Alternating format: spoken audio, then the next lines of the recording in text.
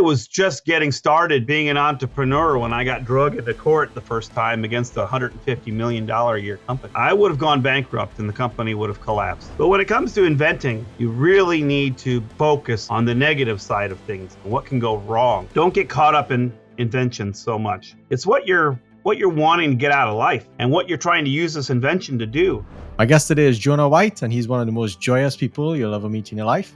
He's the founder of the world-famous Billy Bob Teeth Company, an entrepreneur, motivational speaker, mentor, and author. I had $400 and I took it to an attorney to write up the incorporation documents for me and my partner to start the company. And that was all the money I had. We started making the product one at a time, and I started going and selling it at bars and at nightclubs. And then I would go back home and make more of them, and then the next weekend go out and sell them. So the best case scenario is if you use money from the item, pay for the item. Get advice from people that are very stupid and get advice from people that are very smart. And it's good to get all of it, because people are so stupid and they say these stupid things, but then you realize this is maybe part of your market that you're marketing to. This is your customer. I want to feel, my instinct is that everybody's great and everybody's going to do a great job. But in the back of my critically thinking mind, I'm looking for weaknesses. And when I see weaknesses, I react to them. The best classroom is a 1.3 acre football field. That's the best classroom. And in that classroom, you will learn humility. You will learn how to work hard, not to leave anything to chance, and to work hard and still fail, and then come back again the next day and do it again. And how hard to work. And you have to work with other people and teammates, and then they let you down, and then you knew that person would let you down, but you still had to, trust them anyway.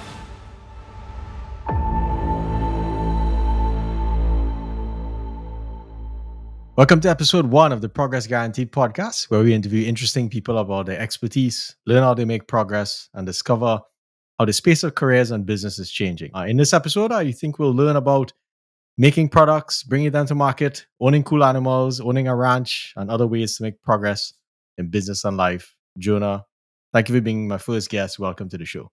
Yep. Nice to be here, Mark. Good to see you again. Yes, good to see you. So Jonah and I met back in 2015, and it was a very interesting time meeting Jonah and just seeing him with his teeth and wondering, what the hell is this man? Why is this man looking like this? His teeth are all messed up, and definitely caught my attention. So with that, can you share more about what you're doing with Billy Bob Products and your mission with the company? So I started my company 1994 in October. And launched the company with $400 of capital.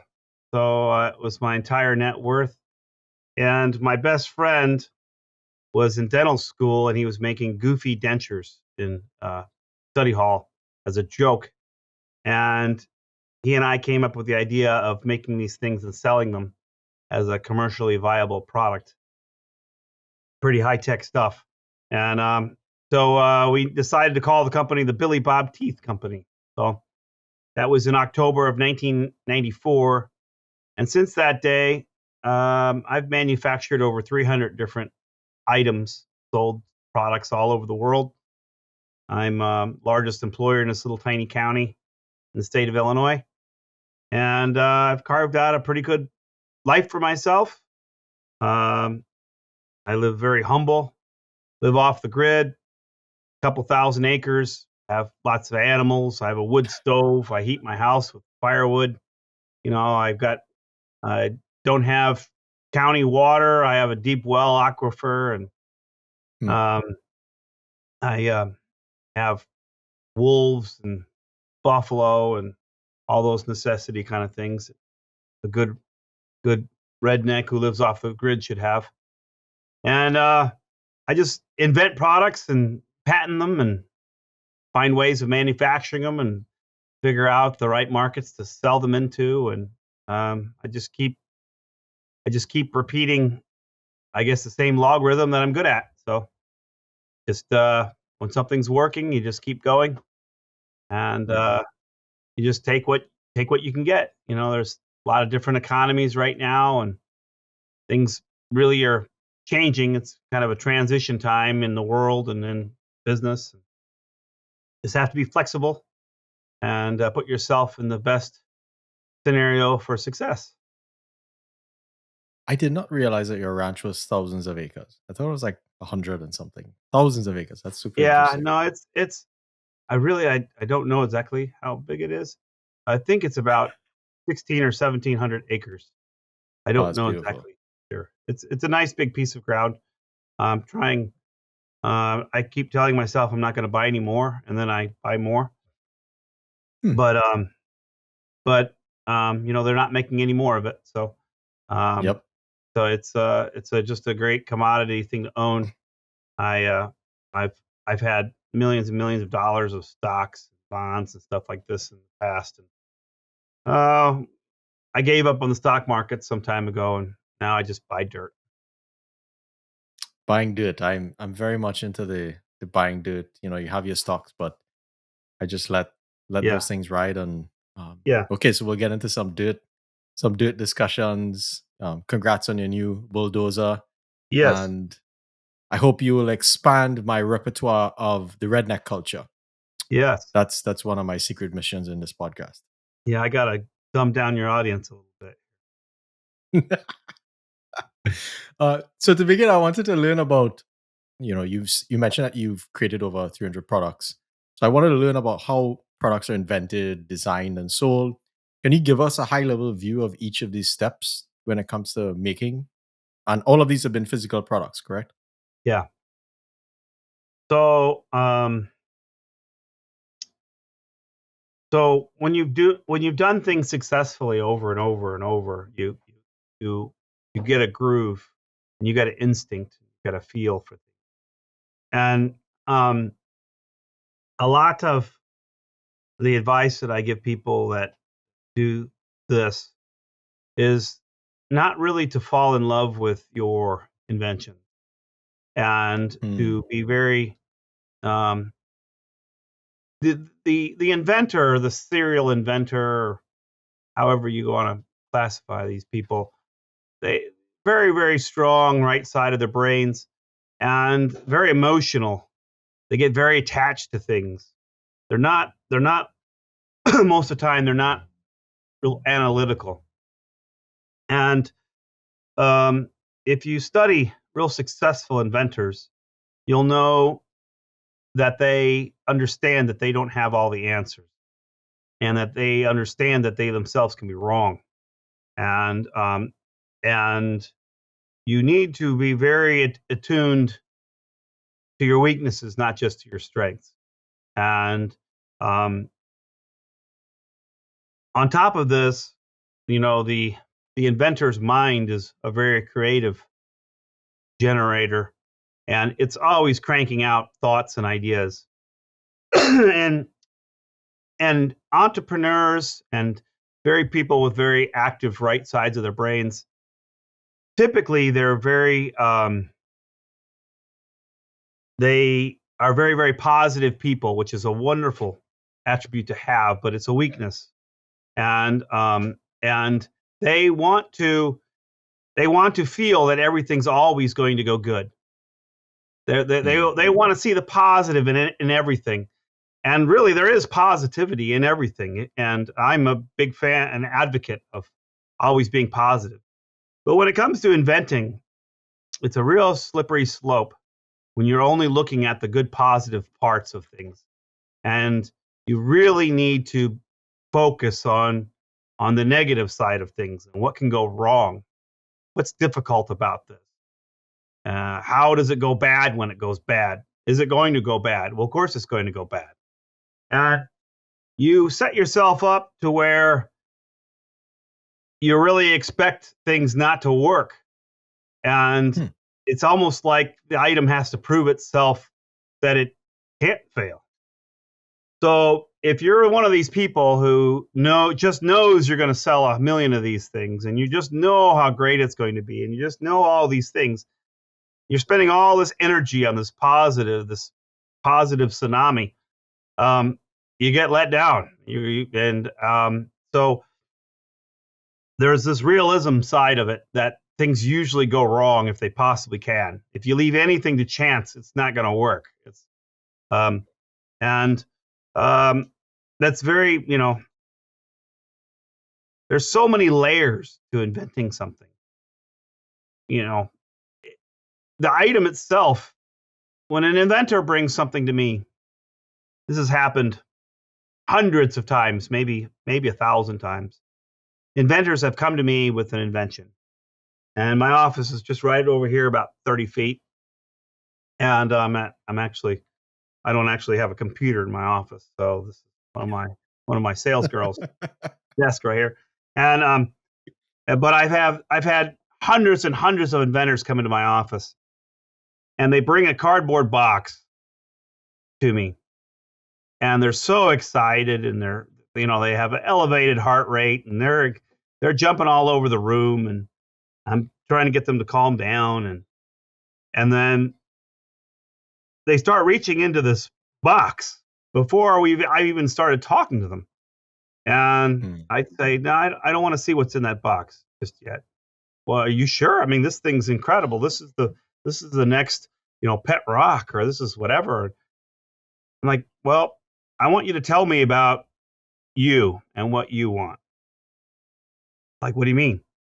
Like, what are your goals? What do you want? Well, I want to show you what this invention is that I have. It's going to be wonderful and going to sell millions of them and this and that. I'm like, well, what's really in that box isn't really important to me. And it's almost like a gut punch to these poor inventors, because they think this thing right here is the best thing since penicillin, that's in this box. And I'm like, I don't really, what's inside of that box doesn't really matter to me.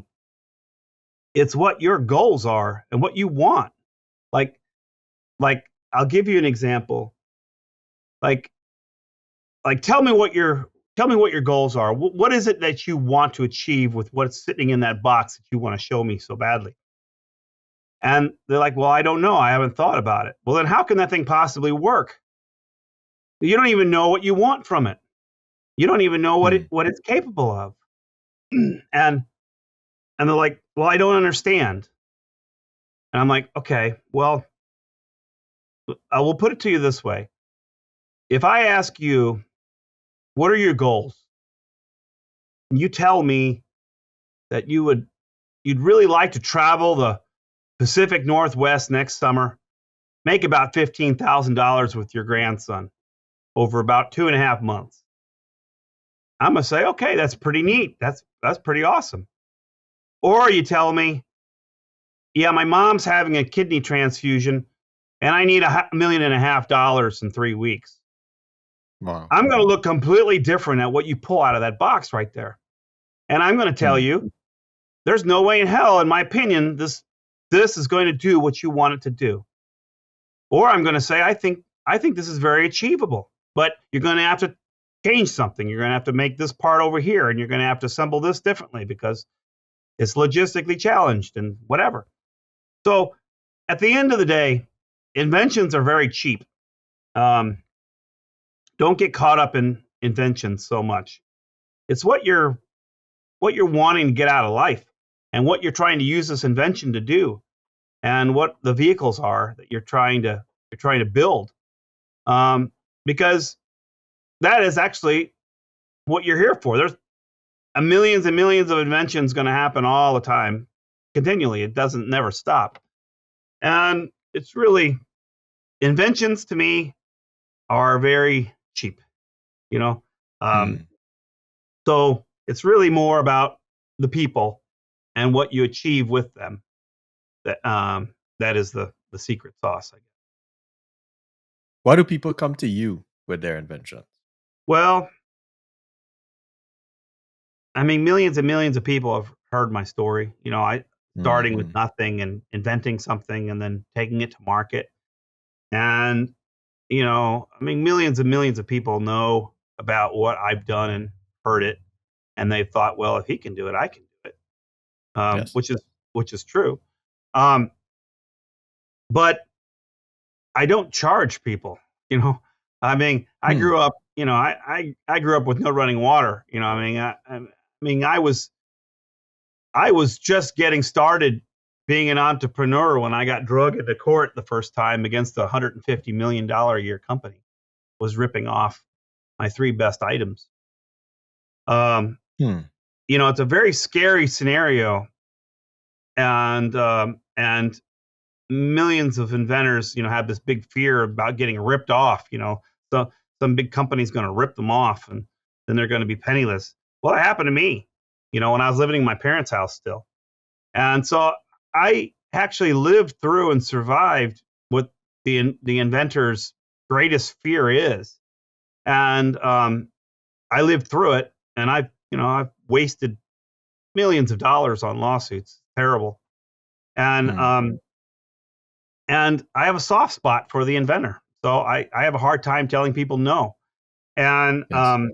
but at the same time, I give them very honest answers, And I'm not here to take their money. There's all these invention companies out there that you can pay money to, and they'll take your idea, and doesn't matter if it's good or bad or ugly. They'll take it, and they'll charge your credit card, and when you run out of money, you can mortgage your house, and then they'll give you more, stories and whatever. And I don't charge people. So I guess, I like helping people, but they need to be in the situation, in the position that they can be helped, and not Yes. very many are. Most of them just have a crazy idea they've done no research on, and they want you to write them a check, unfortunately. And that doesn't really work out very well most of the time. Hmm. So what's the first thing? That was a beautiful framing, by the way, and it seems very similar to traditional venture capital investing, where hey, I don't necessarily care about your idea, I'm investing in you. Out of all the folks that you meet, how many of them have this mindset of, this product is the thing, versus I guess now where you've reached in terms of, hey, I have an entire brand of products, right? Mhm. This, it wasn't just a one pony show type thing. Well, it starts with one product, and Okay. then if you're successful, you build from that. And the reason you build for that is that the bigger you get, the easier it gets. And so Hmm. it's do business with a large company. They don't want to buy one product from you. They want to buy 30 products from you. So um, they call it a one SKU vendor. Hmm. SKU is like a barcode, right? So a single SKU vendor means a vendor who's making just one product that a chain of stores buys. They don't like that because Hmm. there's so much paperwork, and uh, it's difficult to order just from single items from a single company. Y- So anyway, you want to have large distribution channels. Yes. So as time goes on, and you're bringing products to market, you want to try to bring products that will ultimately end up in the same category. So the same company or the same buyer from the same company could buy multiple items from you. And and they don't the big companies, they don't like to do business with the small manufacturers because supply and demand issues. And Hmm. the biggest no is when you agree to sell a product to a company it's bigger than what your capabilities are of producing, and then they can't they have empty spots in the shelves because you're not able to fill their orders, which happens quite a lot. And during the pandemic, we got to see that. You got to see who was set up. During the pandemic, we really have an advantage over a lot of the market here, because I really don't have a lot of items, but they're good items that I have. Like one of the products that I produce is a temporary tooth replacement kit, which I invented, I don't know, some years ago, got a patent on it. And it's about 50 or 60 little plastic teeth in strips that are varying shades. And if a person has a missing tooth, you just put one of these little plastic teeth that matches the shades of your other teeth into a cup of boiling water, and you mold it in the space of your missing tooth. And in Wow. about 3 or 4 minutes, it hardens up, and you have a full smile again. And it's a plastic tooth. It's not going to stain or crack or any of this stuff.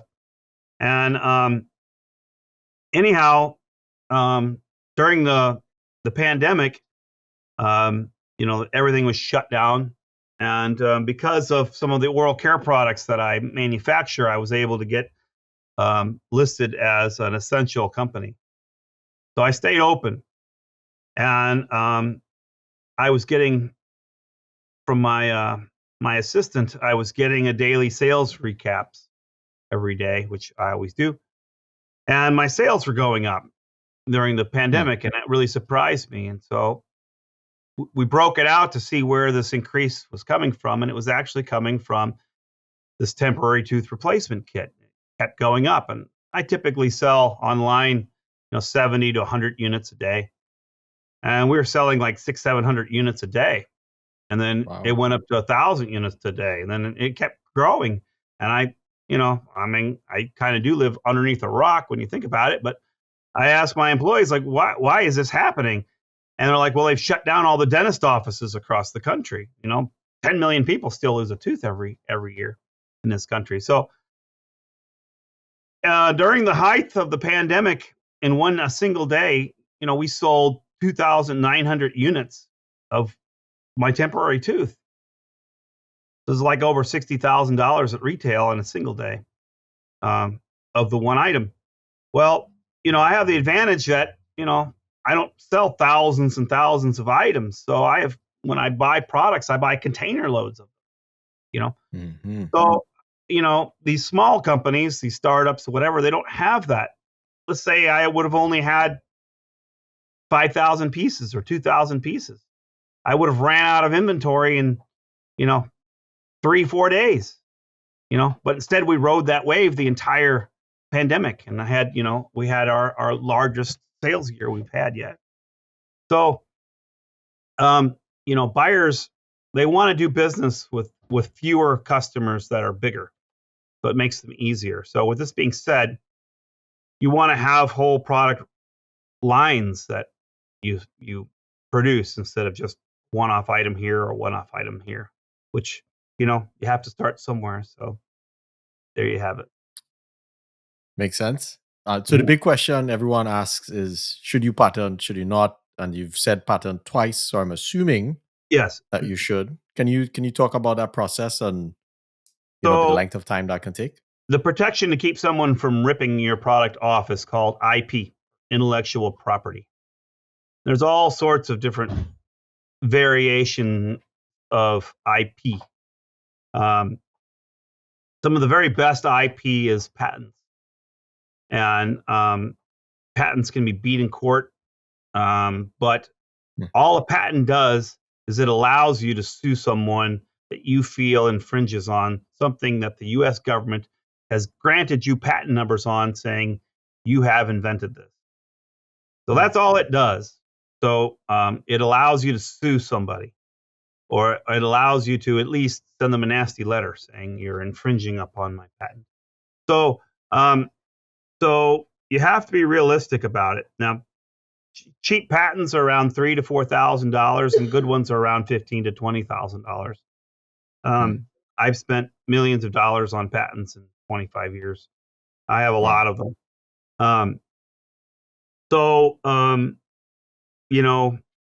But patents are kind of a double-edged sword, at least for the inventor. I know a lot of inventors that didn't have the means to actually pull off what they attempted to pull off. And, they applied for a patent and then they get it, but then they have no money to invest in their product and launch their product because they spent it all on protecting a product that they don't even have the money to make now. So, you really need to be realistic about your means and what your goals are and what you're trying to achieve. Because, you can act like you can do it all, but, if you try and you can't, you get yourself in a very tough situation. So patents aren't essential for a lot of things, but sometimes they're very essential. So in our company's case, if I have to invest in injection molding tools to build products, I have the ability to protect that product, or I don't invest in tools to build it in the first place. That makes sense. Mhm. Can you talk about the manufacturing process and that journey that it took you to learn that? Because you went from, I think, a small lab, let's say, Mhm. starting with your first product, and Yeah. then what did that scale up phasing look like? Well, I started making the products myself in my parents' house, and that was in our attic. So that was my first production lab. It gave me independence to where I could work night and day, make products that Mhm. I could turn around and sell at a later date. Um, but when you do this, you figure out that you're spending all your time building products and not selling stuff. You don't make money from building stuff. Make money from selling stuff. So so right now, 25 years later, I have factories that I have one factory that I own in Taiwan, and then I have other factories that I do work with on a contract basis. Um, um, Several of these factories are located in the United States. One of them is Mhm. located in northern China. So I try to juggle things around. There's some things that you just cannot make here in the United States, I see. and you can't make. China, you can make anything in China. China's pretty amazing. They're, I mean, the best creators of products are in China, and the best Mhm. duplicators of Mhm. products are in China. So China has all the capabilities, but um, you need to, when you when you have a long term, goal of having long bloodlines of products, you need to have very good manufacturing. Can you talk about what your initial goal was?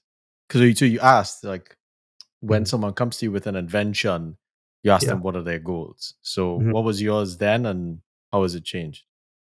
Well, my goal was quite simple. I wanted to sell 1,000,000 pair of Billy Bob teeth, and I wanted to Mm. retire when I was 30 years old. And and so I've sold over 25 million pair, and I'm 54, and I'm still working. Didn't really work out to plan. So, um, your goals change, and I tell this to people. So you need to have goals. And you need to be fighting and working, strategically to take yourself where you're wanting to go. But you have to accept the fact that they're going to change as time goes on, and you need to be flexible with that. And things happen, and you get married, and you have kids, and you build houses, and all sorts of things come in and change. So you have to be kind of, I don't know, you have to be flexible and be able to pivot. Um, you know, uh, the thing I can say is, you just always work hard and always do things that make you proud of what you've been trying to do or what you've attempted. Um, you know, there's a lot of people out there today that they they want to take every last shortcut that they possibly can, and Mhm.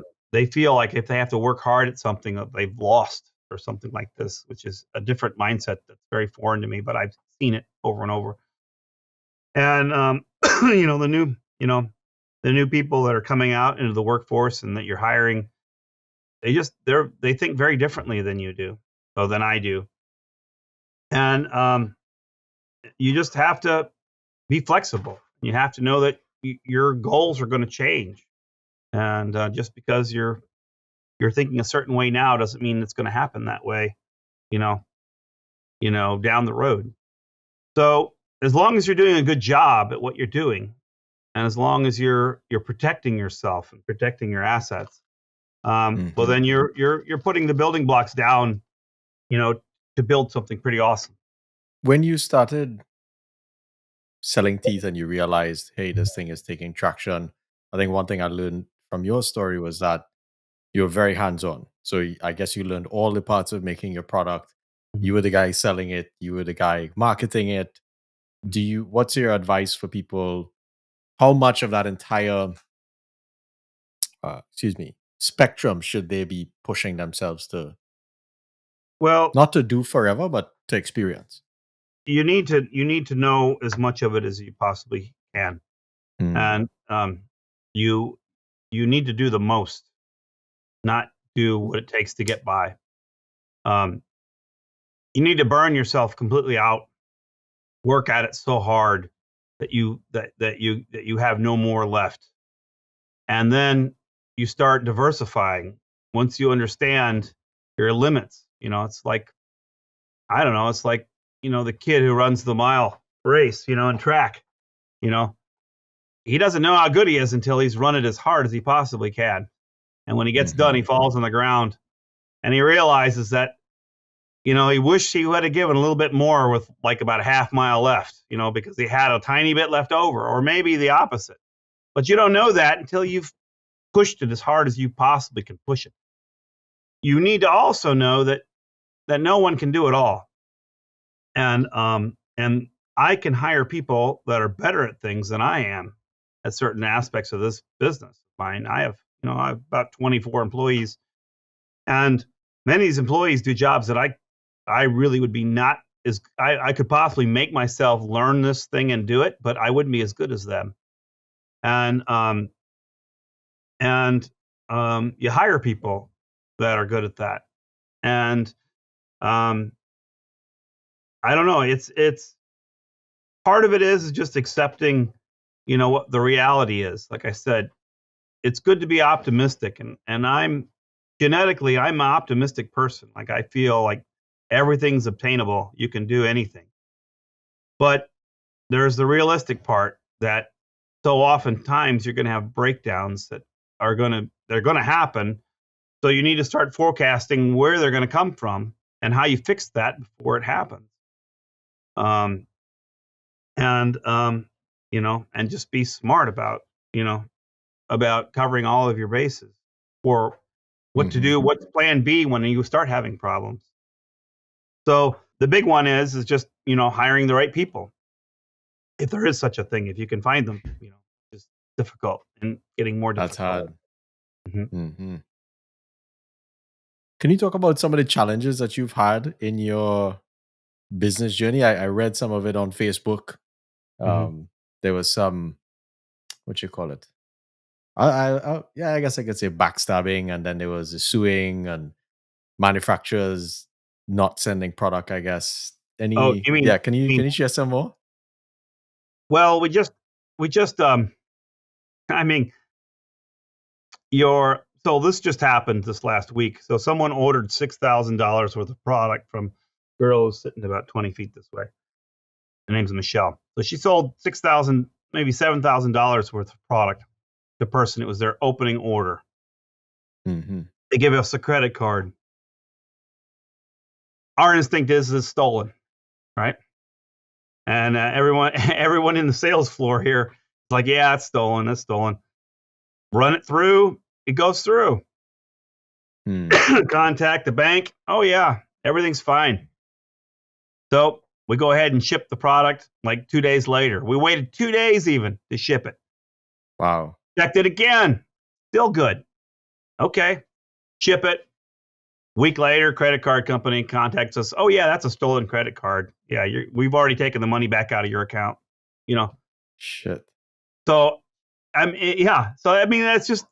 This happened literally last week. So, you know, the you're in the people that are here. 75% of the people in sales here said this is a stolen credit card. This is a first time person, and they were wanting to ship the product to Pakistan. So we shipped it, Mm. and that's really actually where they got caught, because we were able to secure the product at the warehouse where it was shipped to, I believe in Florida, actually. So Oh. we got a hold of the warehouse, or she did, and the warehouse now has secured the pallet of merchandise, and so we're sending call tags, and it's going to get sent back to us. But what I'm saying is that your instinct is right most of the time if you have a good experience instinct. Um, you know, the biggest struggle I have had, personally speaking, is with giving too much trust to people that don't deserve it. And so I've hired hundreds and hundreds of people and fired hundreds of people. And the biggest disasters I've had were from hiring or trusting people that hadn't earned that trust from me yet. I'm a big believer in that something's going wrong. If you see something going wrong, right now is the time to nip it in the bud. It only is going to get worse. It never gets better. I just had a disaster where I fired a girl who'd been working here for 5 years, and she got so comfortable because she hadn't trained anyone. She didn't have a backup to run her computer, and so she felt that because no one on staff here knew her job well, that she was untouchable, and it's terrible. And so she was instructed to write a manual down and train another person so she could take vacations or whatever, and someone else would be able to slide right in. Recover. Well, she purposely never would teach people all the facets of her job, and so she took this as but at the same time, I trusted this person to do this, right? So, and because I hadn't myself sat there and made sure that she had cross-trained someone and had a whole manual written about how to do her job, that, she just felt untouchable. So it was terrible. So she wouldn't help. We had a huge order we're a small company. And when we get some of these larger orders for some of these large chain stores, sometimes it's all hands on deck and everybody's packing up these orders that, we have a shipping window. We have to ship them. So, after lunch, I might have 15, 20 people working on packing one order together, not all the time, but sometimes. Anyhow, well, she wouldn't help do this, because she knew that she was untouchable. So she said no to helping pack up a big order. So other people had to spend 2 days packing up this order, and she wouldn't help. She was just, shopping and online and stuff at her computer, and it made a bunch of people angry. So I wound up, when I heard about it, of course, I fired her within 5 minutes. But what I'm saying is, it's trusting people that hadn't really earned the trust. That's my weakness. I want to believe everybody. No, I don't anymore. But there was, for many years, I believed that people were like me, and when they said something, they really would do everything in their power to do this, and they wanted to do good all the time. And that's not the case. That's just the reality. I wish it was, but it's not. So you have to keep both your eyes open, and you have to work very hard. Yes. So let's say if I had an idea, I might have enough money to patent it. How much of my savings, I know this is probably conditioned on what my goal is, but I feel like a lot of people end up in the situation where they might spend all the money that they've earned over their life, especially as you've gotten older, to try to make this thing happen. What can people do to minimize the risk? The best case scenario is if you use money from the item to pay for the item. So the best case scenario, like this is what we did. This is what I was able to do with the Billy Bob teeth. How I started all of this. I had no money.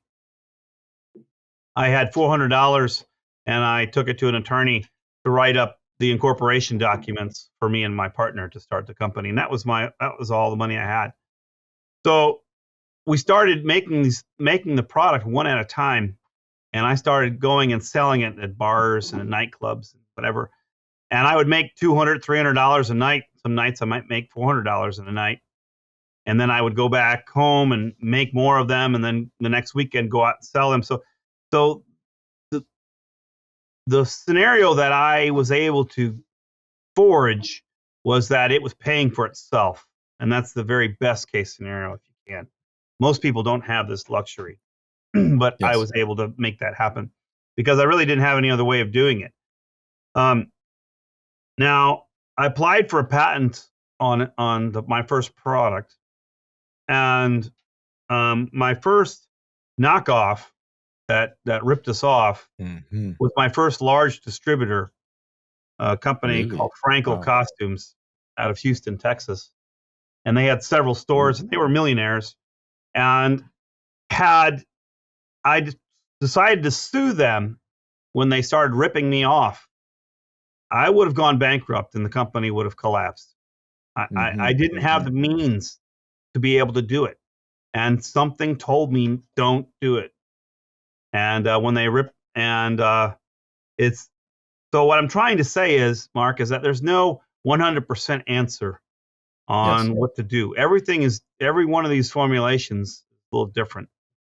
The second company that ripped me off, they did it in a different way, and they were much bigger. And it was actually just a year later.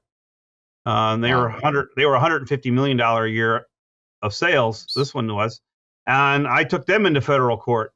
And I'm still living in my parents' house when I did this. I didn't even have a car when I sued this other company, and that one went all the way to trial, and I wound up beating them in trial, and then we had to beat them on appeal again. And actually, that made case law. Actually, there's case law, really? With Billy Bob teeth in it.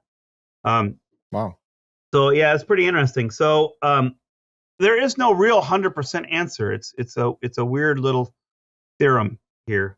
The very best is not to risk more than you're willing to lose, and be realistic about what your means are. Typically, utility patents, which are the best ones, you're going to spend $15,000 ballpark to get them.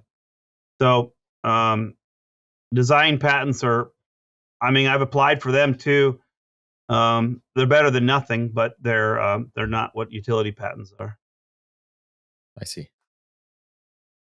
When you were going through your journey, so you talk about people coming to you. Who did you go to when you were like? Did you meet a famous inventor or someone super successful, or you just kind of read a ton of shit? I read some stuff. I'm not a big book reader. Okay. I did read some stuff. I read about successful people and multiple revenue streams and things like this, and I read a book. I think the guy's name was Crossman. It was How to Make $1 Million in Mail Order. I read that book right after I graduated college, and that was quite helpful. Okay. The more information you gather, the better suited you're going to be. This is you're all in at this point, and you need to do the most. I learned a lot. The most conservative person that I knew was my adopted grandfather, who was an undertaker. He had a funeral home, and he was really the most successful, financially speaking, person that I knew. And I loved the man. And I always asked him for advice, but I knew I would never ever take it. He was the most conservative. He lived through the Depression.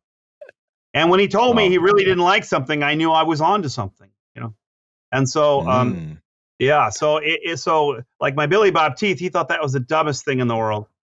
And then when I came up with the idea, about 3 years later, to do a baby pacifier with big ugly teeth on it and mustaches and things, and I took that to him, and he says, I hate this, but you're probably going to sell a lot of them, And so I said, yes, I'm going to. I already have orders for them. And so, it was interesting. It's good to know. It's good to talk to not just people that are going to tell you what you want to hear. It's very good to get advice from people that are very different from you, and get advice from people that are very similar to you, and get advice from people that are very stupid, and get advice from people that are very smart. And it's good to get all of it, because, people are so stupid and they say these stupid things, but then you realize this is maybe part of your market that you're marketing to. This is your customer. Like, like this stupid person that has all of his teeth missing and drinks a case of Mountain Dew every day. This is who's going to be driving your sales. So you need to not pigeonhole yourself and do the most and learn, because you really don't know where the answers are going to come from all the time, but you will get answers. That's for sure. So, that's beautiful. So I wanted to shift. You have a lot of animals, a lot of yeah. beautiful animals. And funny enough, like I looked at your Facebook the other day, and there was a guy with the bison, where the bison comes in his house and eats with him and just hangs out. And so I've seen you sort of do that over the years. How many Yeah. animals do you have within your ranch? Oh, I don't know. A lot. I don't Approximately. know. Over 100. I don't know. Interesting. I probably 150 maybe. Wow. Okay. A lot of them are rescues. Okay. So you're really into that. Yeah, That's interesting. So I have 4 rescued pigs. So people get these potbelly pigs and they have them, and then they can't take care of them, so they turn them loose. And so animal control catches them other end of the state, and they know they can bring them to me. So I have I have 5. I have 5 rescued pigs from all over the state that just wander around and eat and hang out with. I got an emu that came from a slaughterhouse in Iowa. He was going to get butchered, and I bought him so he wouldn't get butchered. And I got about a 2,000-pound bison. He was going to have the same fate. His mother, she couldn't produce milk, so her calf the year before died. So the person who had them was going to just sell this one off to a beef producer, and they were just going to raise him up with cows and butcher him when he got to be a year old. So I actually brought him home from Hot Springs, Arkansas, in the passenger seat of my truck, and his name's Tonka. And I don't know if you've seen any of the videos of him walking through our house, but yeah, Tonka. We raised him in the house for about the first 6 months maybe, until he got just way too big and started knocking the table over and stuff. And anyhow, but if we leave a gate open or something, or he's pretty clever, he can get some of the gates open sometimes. If there's a door left open on the house, he'll just walk right into our house, and so you'll come around the corner of the kitchen, and there's a 2,000-pound, 7-foot tall bison, trying to help himself to the refrigerator. So he could open up the refrigerator with his horns. So interesting. Yeah. I've got 2 families of wolves, and the wolves were probably what really got me into the animal rescue. One of them, this family of timber wolves, a person was breeding them with a German Shepherd and was selling the pups on Facebook or something. And anyway, they got shut down by animal control. It was at the other end of the state, and the person got really angry, so he just turned them all loose up in the woods. Wow. So these wolves, they don't know they're a wolf. They don't know, they've been in a pen their whole life. And so, and they are probably 10, 20% German Shepherd, probably, 70, 80% timber wolf, maybe. And so, it took animal control months to catch them all over a couple counties. Some of them ran to a neighboring county and got shot by hunters. But anyway, it's pretty sad. But most of them, I got 8 of them from that family that they brought to me over a course of about 6 months. And so, and they're just beautiful animals. And, it's really rotten because they have timber wolf in them. They get, the shaft, they get, classified as, a real dangerous animal. And so you have to have all these permits. And so not very many people have these permits to be able to keep them. So yes, I literally saved these wolves. They were going to get put down the next day if I didn't take them. So it's pretty sad. They came that close to dying, and they're beautiful. I mean, they howl all the time. I mean, they're 100 yards behind my house, and it sounds like something right out of Marty Stauffer's Wild America. When every night when it starts getting dark, they start howling, and sometimes they'll just howl at 3 o'clock in the morning just for the hell of it. And it's pretty neat. And I've got a couple Arctic wolves from Canada rescues. Mm-hmm. And your bear as well. And Right? What's your bear's name again? Her name is Nibbles? Nibbles. Yeah, she's Nibbles, about yeah. 700 pounds. Yeah, I got her in 2013. So she's 10, 11 years old now. What do you love about your animals? Well, animals are the best thing in the world. They, I don't know, the true measure of success is giving back, and, Yes. and I'm not a person who claims I'm going to save the world. I'm sure not going to. And I've helped so many people, a lot of people, and some of them deserved it, some of them didn't. That's just the way it is. But I've never helped an animal that didn't deserve it. And and animals are just, I don't know, they're just beautiful. And I'm not gonna say that, like, they all hug me and kiss me and things like this. I mean, my bear, she has her moments sometimes. I can't even get in there with her sometimes. But Okay. I don't know. It's just it's such a simple thing. They just want to live, and be looked after. And it's not easy. I mean, I probably spend better part of $100,000 a year caring for animals. Wow. I know it's a lot. I mean, I have cattle and bighorn sheep, and I mean, everybody. I mean, just in vet bills, I spend thousands and thousands of dollars a year. I don't know. It's animals are something that's just one of the best things in the world, is spending time with an animal. And we have a whole bunch of animals live in our house too. So Your wife must be very accommodating. She she must love that as well. loves little animals. So Okay. yeah, That's that's by beautiful. design. Do you have like 15 minutes? Sure. Can I go? Yeah. Sure. So in your book, you had a beautiful story about how you met your wife. Can you share that? Just because you seem to do some crazy things in your life, like Yeah. have all of these animals, and that always rang in my mind. Well, with my wife, um, timing is a secret to life, and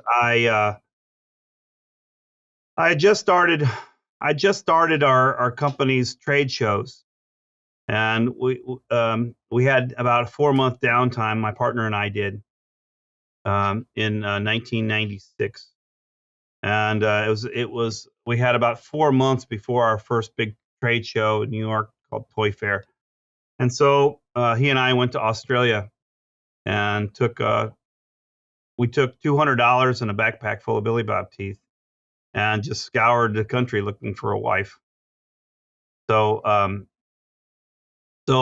found her about 9 days into the trip, and we stayed on beaches and lived out of a backpack. And I was very broke, and I don't know, kind of like the Eddie Murphy Coming to America kind of deal. I don't know if you ever saw that movie or not. Great documentary film. Yeah. So anyway, anyhow, we just lived out of a backpack, and I think it's really important to spend a lot of time and try to be humble and not try to figure out how to do things in life that don't take money. And this past summer, I don't know if you followed it or not, but I took my boat down the Mississippi River from the top to the bottom. Yes, tell me about that. You watched some of that? So I did. So I went with my college roommate, who I was the best man in his wedding, and I hadn't spent I hadn't spent more than an hour with him probably in 20 years. And I Wow. was at a reunion for our football program that we had in college. We had championship football teams that we played on. And my buddies asked me at this reunion, you know, tell us something crazy that you're going to do because you do crazy things. And so I said, well, I'm going to do this thing I'm calling Operation Tom Sawyer this summer. I'm going to jump in my boat and take it from the very top of the headwaters of the Mississippi down to the Gulf of Mexico. And so my buddy Neil, my college roommate, says, take me. I want to go. And Neil, Neil was this big, huge nose guard in college. He squatted 800 pounds. And, now he's been a tennis coach and a school teacher in Minneapolis and, eating sausage sandwiches and things like that. And he's not the beast he used to be. And I'm like, man, Neil, are you sure you want to do this? It's going to be brutal, And he's like, take me. So we went on this, and it took 18 days, like 2,200 miles. And but I didn't. I put a rule on myself that I was not to talk on the telephone the entire trip. Whoa. So if my office needed me, they had to text or email me. And then when I get to service somewhere, I would respond. But I think things like that right there, like that trip that I did, that's the secret to life right there, is taking yourself out of your comfort zone from time to time, going and doing something crazy. It doesn't have to cost a lot of money. I figured that this entire trip right here cost me less than $5,000. Cost me about $4,000 really to do this trip. And, $4,000 is a lot of money. I'm not saying it's not, but for something that means something to you that you're going to hold on to for the rest of your life, just $4,000 or $5,000, but it was very difficult. I mean, we got sun poisoning. It was brutal. Sun poisoning?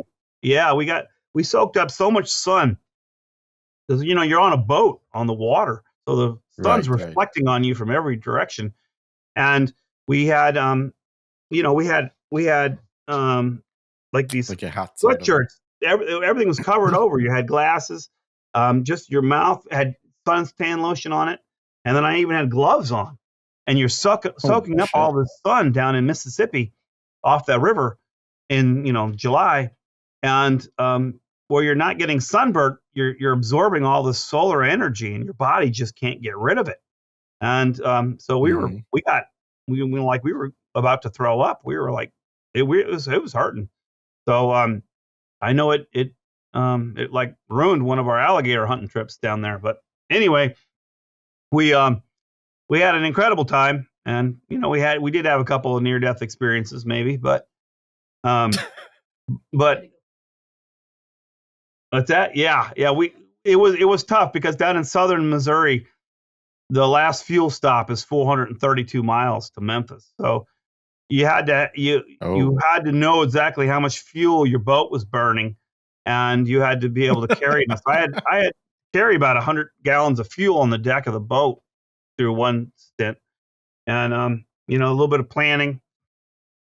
But yeah, it was a marvelous. This is just last summer, so this is another one of those adventures that I think we only get one ticket in life, so think it out and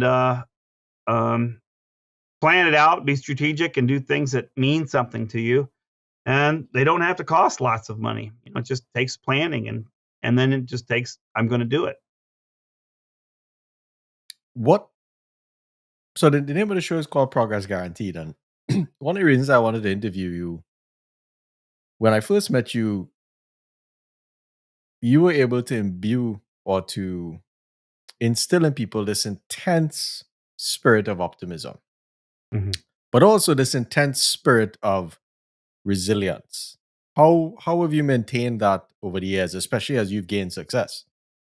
How have you been able to stay as strong as you are? Well, a key to it is you have to be realist.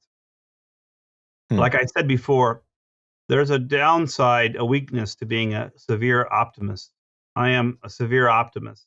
I think only the best. That's my first instinct, is something's going to be great. This is going to be good. This is going to be worth doing. That's my first instinct in almost everything.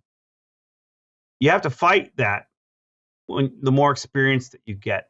And you have to know that you don't know everything. And a matter of fact, a lot of what you're successful with is actually a weakness that you're overcoming all the time to accomplish.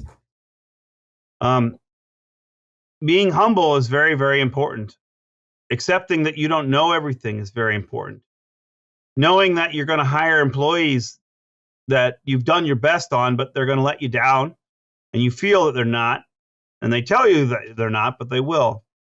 And then, but how do you react when that happens? Because it's going to happen.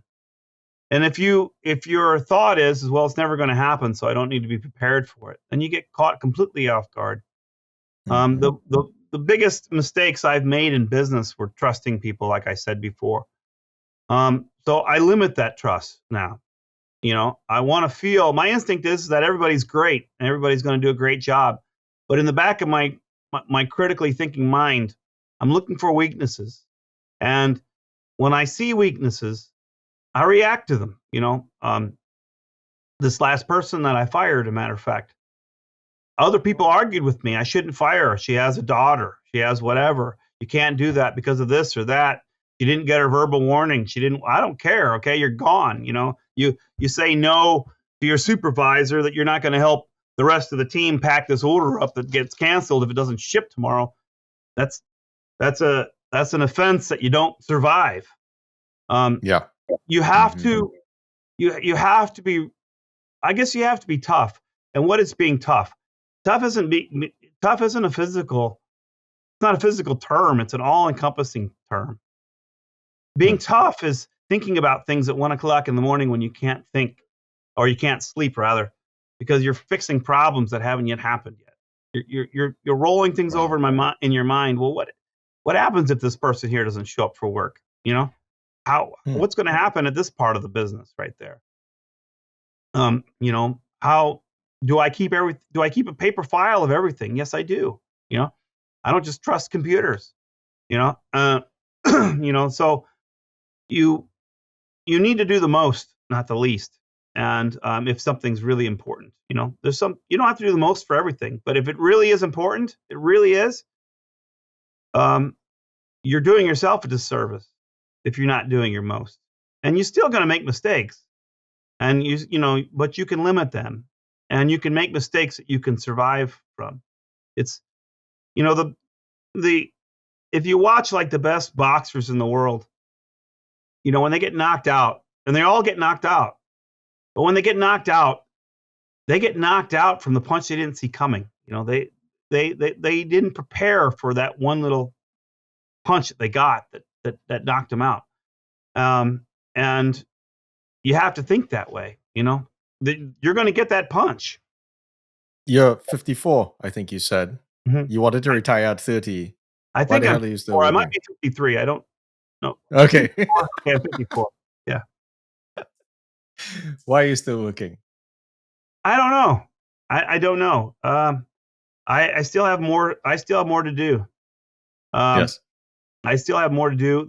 I'm good at it, and so why wouldn't you? Why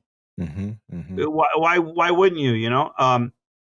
I don't need to. I could sell off or whatever, but I don't know. I have my youngest son, since he was in about 5th grade. He's always said how he wants to come run Billy Bob. Who knows if he can do it or not? Oh, wow. Who knows? Okay. Okay.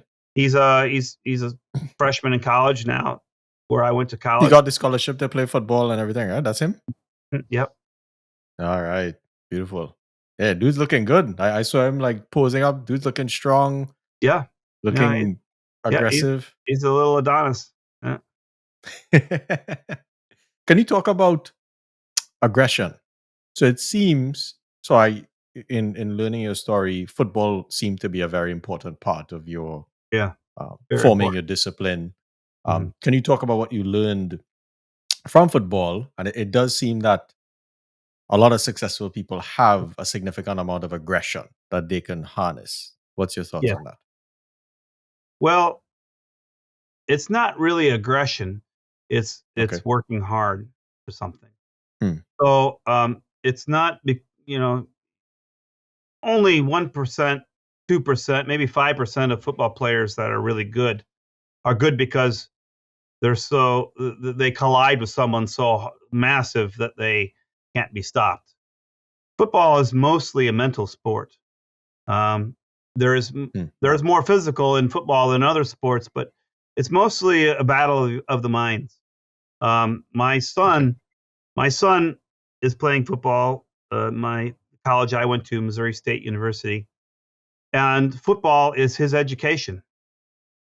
I'm not really too concerned about the classes that he takes in the little classrooms of the others with the other students.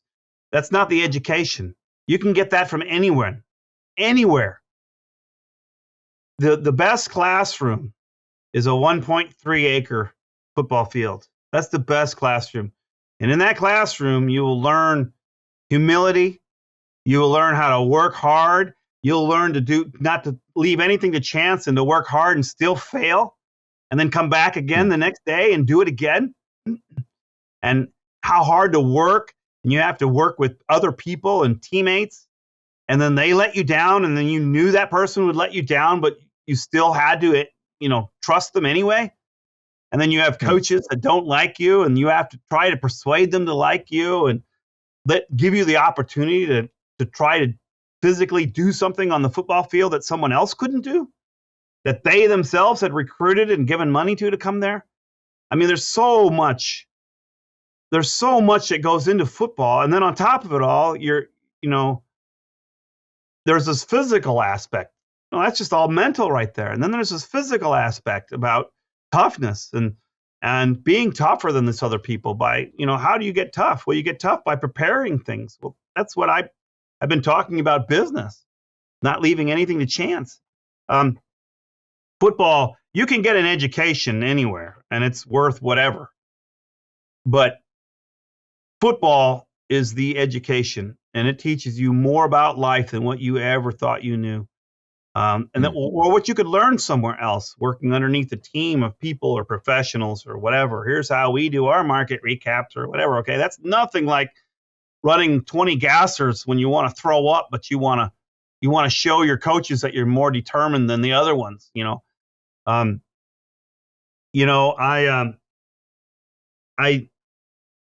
After practice, the team would line up and you do sprints. And I've hammered this mark on all my kids. My daughter played basketball. Both my sons played football. And in every sport, they do this. Every single sport. At the end of the practice, you line up and you run sprints, right? And I don't care so much about that whole practice. I care about those sprints at the end of practice. Interesting. When you're tired and your stomach hurts, you want to throw up. Maybe you're going to throw up. You win those sprints. You want that sprint more than all the rest of those people on that team. You win every sprint. Now, the sneaky athletes out there that are pretty good athletes, full ride running backs and those other guys out there, the seniors and the people that are starters and the all kind, so-and-so's all conference corner, whatever. At the end of this practice, they'll push it 100% on one or two sprints. That's it. Then they coast the rest of them. So they can tell themselves, yeah, I was able to win one or two, whatever. I could win them if I wanted to. If you're tough, you win every sprint. So you'll win the first one, the second one, the 8th one, the 12th one. You'll win all the sprints. And you show the entire team, all the coaches, if they want to see it, they can see it. This is the person who works the hardest. And anyway, that right there was actually how I broke through my freshman year at Missouri State. I was a walk-on running back, and we were nationally ranked football team, and we had all Americans. I mean, we were really good. And my freshman year, I outran everybody on the team. And this last year, I went and watched Sage, my son. I went and watched him run sprints, and I've hammered all my kids ever since they're grade school. Okay, you work hard and practice, and you do and learn your fundamentals and all that. But after practice, when you run the sprints, you win every one. I don't care how hard you're hurting. If you're throwing up, throw up. I don't care. I want you to win every sprint. And if you don't win every sprint, you better win 19 out of 20 of them. You win every one of them, because that right there is how that's your education. If you can thrive in this environment, when you get out in the real world and you start selling product or making product or doing factory inspections or whatever it is you're doing, if that's where your pedigree came from, everything else is a cakewalk. And anyway, I watched my son Sage when he was a freshman. I watched it. He didn't win them all, but he won probably like 16 out of 20 of team sprints after practice. And he knew I was up in the stand, so I'm not going to say he runs that hard all the time. He knew I was up there, and maybe the other kids didn't, but he only got beat a couple times. This was last season. But anyway, it's not about being better than everyone else, and it's not even about being faster than everyone else. It's about digging deeper than everyone else. And that to me is the beautiful thing about being in athletics, and the beautiful thing about being in athletics at the prime of your life. If there's a time to do it, that's when you prove to yourself you have that capacity to dig deeper than the other ones are willing to do. Yeah, no, I know we're getting close to time. How do you maintain your physicality now that you're older, and you technically, if you push to certain degrees, the recovery time is not there? How do you practice physically? That's a tough one. Everything changes, So Yes. I was an athlete, for a lot of my life. Everything changes. What's important is that you push yourself. And it's not only just, like I said, it's not always all one answer. Like, it's not all just physical. So much is being mentally disciplined. And then there's a balance between, your mind and your body and your work and your family and all these. There's a juggling act that you have to do there. And it's different from people to people. Me, myself, I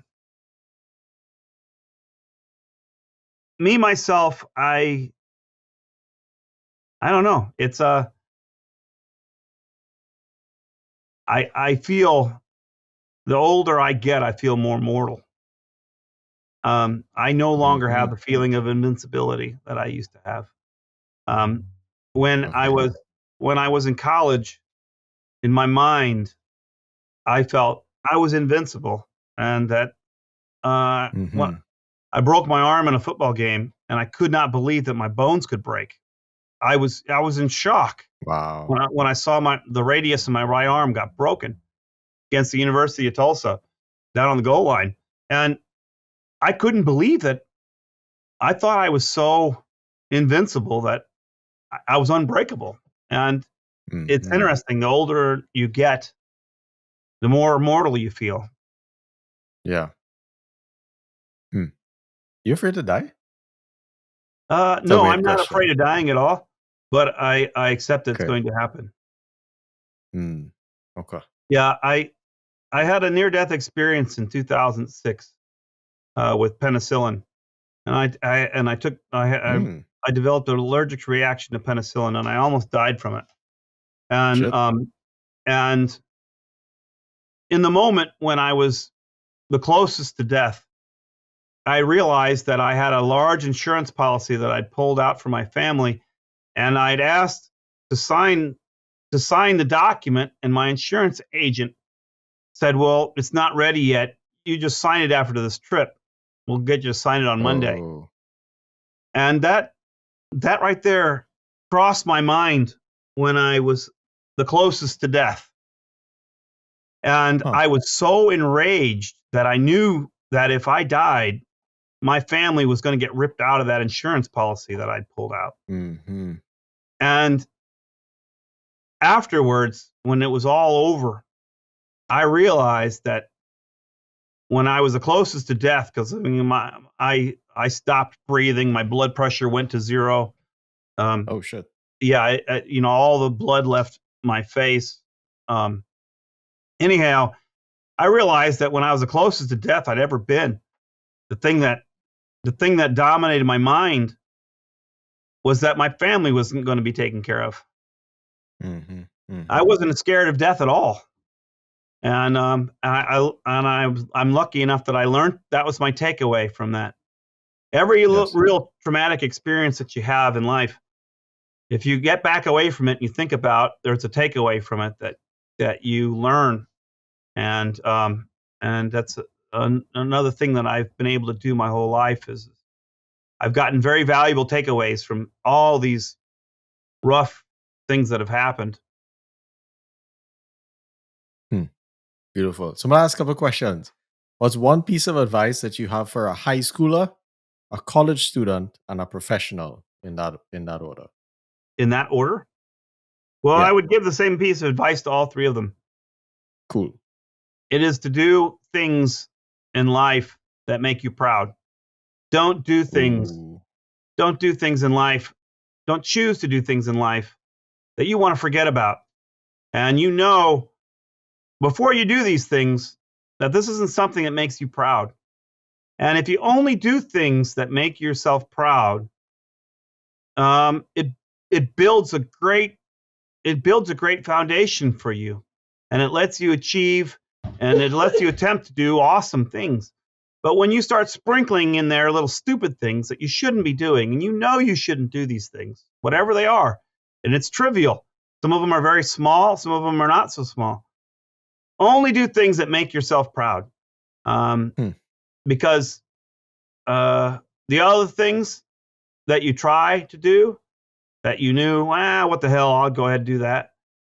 Those things, well, they compromise your ability to just be awesome.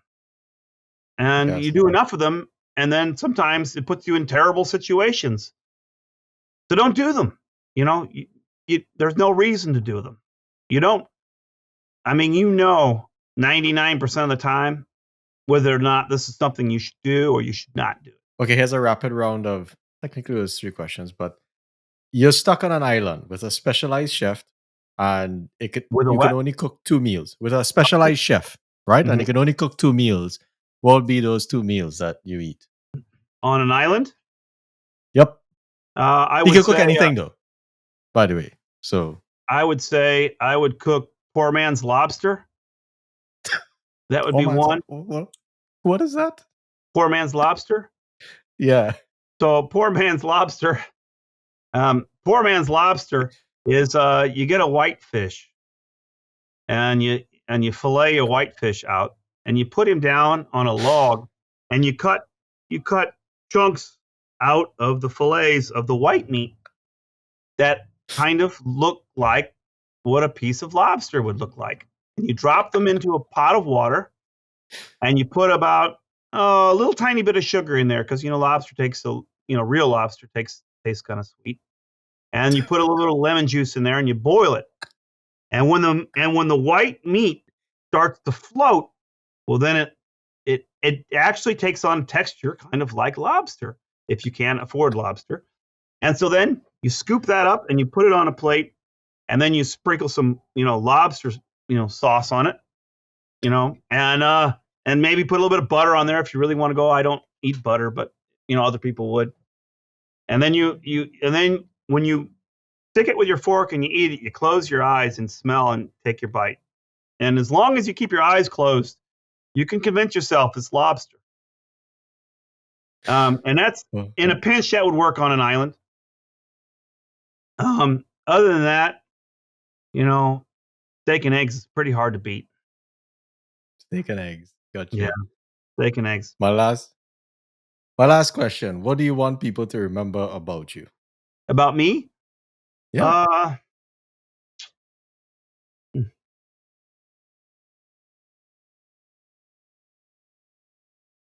I don't know.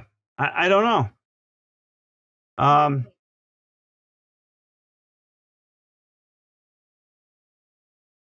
I don't know. Hmm. Yeah, I don't know about that one. Um, it's funny. I don't. I know my family will remember me. Yeah. Um, Yeah.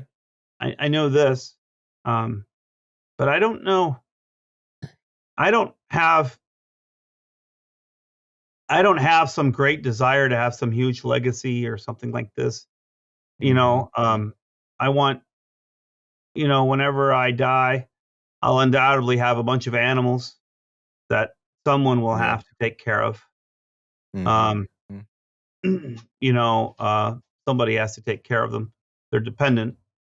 Um, I don't know. You know, I don't know. I'm always been like the primary producer. I'm always been the one that Yes. that provides for everything in the ecosystem. Hmm. And it's a different thought to think that when there's a vacuum when I'm gone, how does that Mm-hmm. vacuum get taken care of or filled? Um, Yes. I don't. No I don't. worries, man. I'll tell you something interesting. Um, Okay.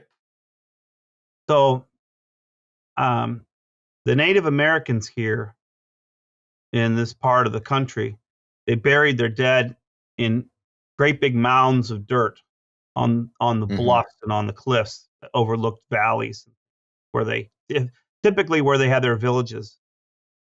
And my father, when he died, he wanted a little tiny mound built right behind his house, and we buried him in that. I built that mound um, the day he died, and the next day.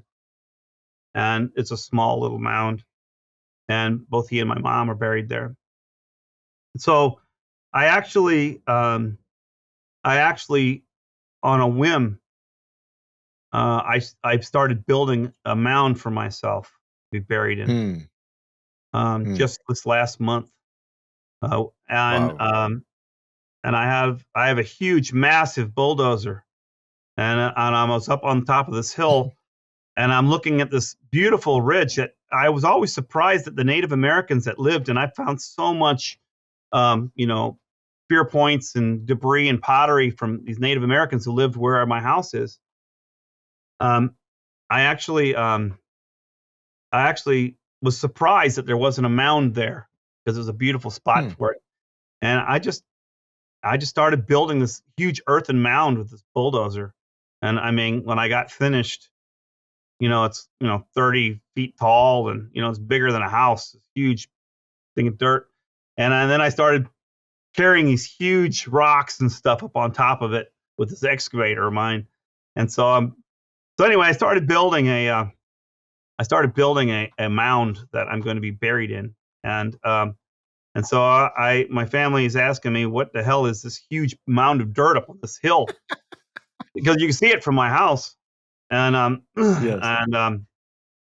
anyway, so I'm actually kind of, I'm actually at the time in my life when I'm actually thinking about legacy and Hmm. wanting, Transition. transition. And um, I want to build a place where if my family wants to get buried in there with me, they can. And Mm-hmm. and it's interesting. So we've kind of, the family's all talked about it.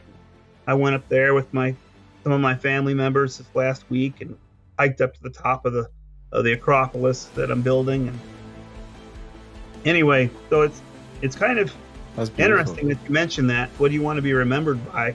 Because I've never really thought about that before. Now my mind is kind of shifting into those kind of areas. Mhm. Was that your redneck therapy that I saw you post about? Yeah, it's you can you can pay your money to the therapist, or you can pay your money to the farm service company that brings out the diesel fuel, and you get so much more enjoyment out of burning diesel fuel in a 27-ton bulldozer.